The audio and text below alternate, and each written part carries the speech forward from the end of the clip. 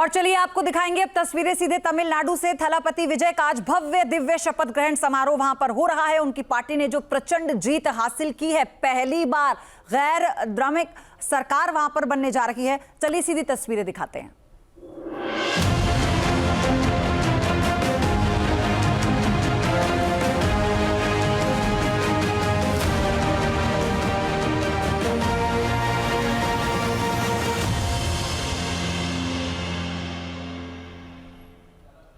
तो ये सीधी तस्वीरें इस वक्त आपको हम दिखा रहे हैं यहाँ पर, और राहुल गांधी भी मंच पर मौजूद हैं। तमाम जो सहयोगी दलों के नेता हैं थलापति विजय के साथ, वो इस वक्त मंच पर हैं और उनके अपने समर्थक परिवार के पहुंचने की तस्वीरें पहले ही आ चुकी थी। और ये एक बड़ा गठबंधन यहाँ पर आप देख रहे हैं, क्योंकि ये बड़ी जुगत के बाद इस सरकार को आप बनते हुए देख सकते हैं। क्योंकि इससे पहले 2 बार जब राज्यपाल से थलापति विजय मिलने के लिए पहुंचे थे तो बहुमत का आंकड़ा ना होने के चलते उन्हें वापस लौटा दिया गया, उन्हें बैरंग लौटना पड़ा। और क्योंकि 118 विधायकों की जरूरत थी और उनके पास जो आंकड़ा था वो 107 का ही था, और 2 सीटों पर क्योंकि विजय ने जीत हासिल की तो उनके पास जो विधायक थे उसके मुताबिक ये आंकड़ा बहुमत तक नहीं पहुंच पा रहा था। लेकिन कांग्रेस के साथ 5 जो अन्य दल हैं उनका समर्थन मिलने के बाद ये आंकड़ा 121 तक पहुंचा। और अब अपनी सरकार बनाने पहली बार आप देखिए 2 साल पहले टीवीके का गठन करते हैं विजय, और उसके बाद जो होता है वो अब इस वक्त आप अपने टीवी स्क्रीन पर देख रहे हैं।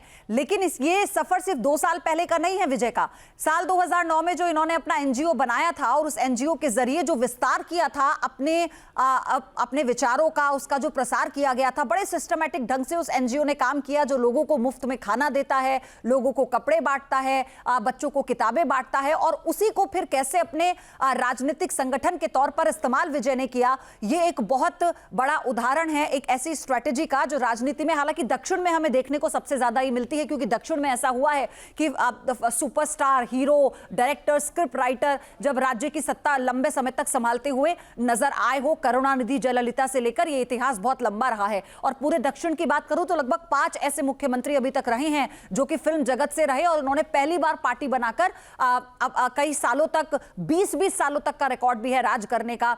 तो अब ऐसे में पवन कल्याण जो कि उप मुख्यमंत्री हैं, आप उनका उदाहरण भी देख सकते हैं आंध्र प्रदेश में। लेकिन फिलहाल आप ये जो तस्वीर देख रहे हैं, राहुल गांधी इस वक्त साथ खड़े हैं। हालांकि जानकारी तो ये भी थी कि चुनाव लड़ने से पहले राहुल गांधी चाहते थे कि वो अपना समर्थन एआईए को, माफ कीजिएगा, डीएमके को ना देकर वो विजय की पार्टी के साथ गठबंधन करे। लेकिन ये संभव नहीं हो पाया, क्योंकि जो कुछ नेता कार्यकर्ताओं के भीतर जो रोष था और फिर अपने वोट डायवर्जन का भी उनको ये खतरा कहीं ना कहीं था। तो 5 जो विधायक हैं वो कांग्रेस के हैं, और जो बाकी के दल हैं उनमें 2-2 विधायक, अगर आप 2-2 विधायक हैं बाकी 4 दलों के, इसलिए जो आंकड़ा है ये 121 का पहुंचा। और अब अपनी सरकार बनाते हुए आपको इन तस्वीरों में नजर आएंगे थोड़ी ही देर में, जब थलापति विजय मुख्यमंत्री पद की शपथ लेंगे। तो ये संगठन जिसकी मैं बात पहले कर रही थी 2009 में, जिसमें स्टूडेंट जुड़े हुए थे, जिसमें उनके फैंस जुड़े हुए थे, वो फैंस का गठबंधन कैसे कार्यकर्ताओं में हो जाता है 2024 आते आते, आप उसी से अंदाजा लगाइए। 2024 में इनकी पार्टी चुनाव आयोग की तरफ से एक राजनीतिक पार्टी रजिस्टर होती है। उसके बाद जो जितने भी फैंस थे उस क्लब के, वो कार्यकर्ता में कन्वर्ट हो जाते हैं, और फिर वही जो पूरा कैडर था वो कैडर वोट बैंक में तब्दील होता है। और आप देखिए 2 साल की पार्टी, इतनी बढ़िया जबरदस्त स्ट्राइक रेट रहता है 45% से ज्यादा का, और 2/3 बहुमत से के आंकड़े को वो छूती है। और फिर ऐसे में ये जादुई जो करिश्मा है आप देखने को कह सकते हैं, क्योंकि लगभग 60 सालों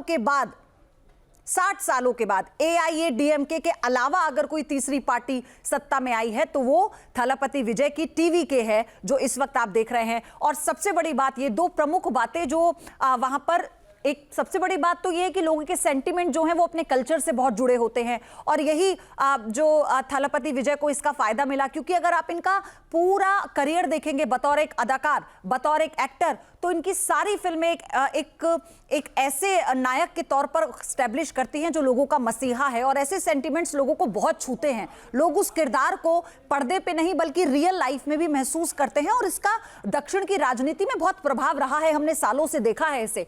तो 8 साल बाद ऐसी एक सरकार बनना जो युवाओं पर बात कर रही है, जिसको जेनजी का इतना समर्थन मिला है, अपार समर्थन मिला है, जो महिलाओं पर बात कर रही है, लड़कियों की शादी में जो सोना दिया जाता है उसका ऐलान घोषणा पत्र में किया गया था टीवी की तरफ से।